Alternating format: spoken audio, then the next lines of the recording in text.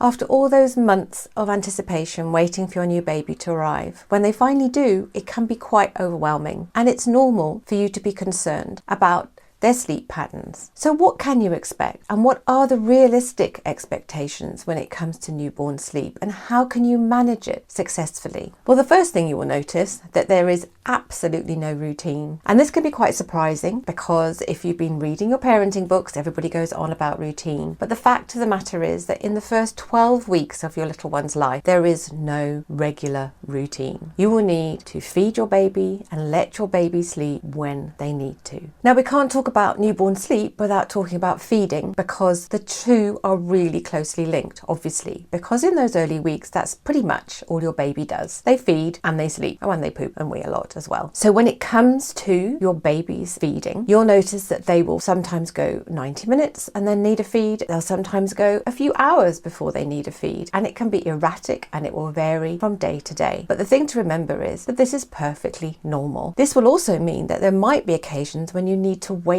your baby in order to feed them, because in those early weeks it's important that your newborn is fed every 2 to 3 hours, and this could mean that they sleep beyond that and you actually have to wake them in order to feed them. But that's okay, and again, it's perfectly normal. Breastfed babies will usually wake more frequently than formula fed babies. That's because formula has more calories in it, and so those babies tend to sleep for a little bit longer. But no matter what the case, you do need to ensure that your baby is being fed every 2 to 3 hours. Once they've regained their birth weight and your pediatrician is happy with the way they are growing, then they can go for 4 hours without being fed. But until that time, it is essential that they are fed regularly. So the next thing I'd like to talk about is wake windows, which is a term that you will get used to. Wake windows are those periods of time when your little one is awake, when they can play and interact with you and look at the world around them. In those early weeks, like feeding and sleeping, they are going to be erratic and they will vary in length. And that is why you need to respond to sleep cues. It's really important that you let your baby sleep when they need to. Don't be tempted to keep them awake for longer, hoping that they will sleep for longer at night, because this never works. A baby needs to sleep when a baby needs to sleep. So if they are squirming, fussing, have a glazed look on their face and staring off into the distance, and if they're rubbing their eyes and yawning, it is definitely time for them to sleep. It is also important that you understand your baby's sleep cycle. In the early days, a newborn sleep cycle is very different from those of an older baby or an adult. This is because they spend far more time in rapid eye movement, REM sleep, or a light sleep than older babies and adults do. This can result in your baby moving a lot, squirming, grunting, making noises. Newborns are very noisy sleepers, and this can be very disconcerting for new parents. Again, perfectly normal, and something that's really good to remember is that sometimes your baby will be making those noises and you can be tempted to pick them up. Resist the urge to do so unless you are sure that they are actually awake. If their eyes are closed, chances are they are just experiencing REM sleep and that they are actually still fast asleep and don't need to wake yet. So another thing that many newborn babies suffer from is day-night confusion. This is when your baby is more wakeful at night and more sleepy during the day because they have not yet developed a balanced sleep cycle and their circadian rhythm is immature. Now, it's common and it's normal. Now, there are things that you can do to help with this, and if you think your little one is struggling with day-night confusion, then watch this video,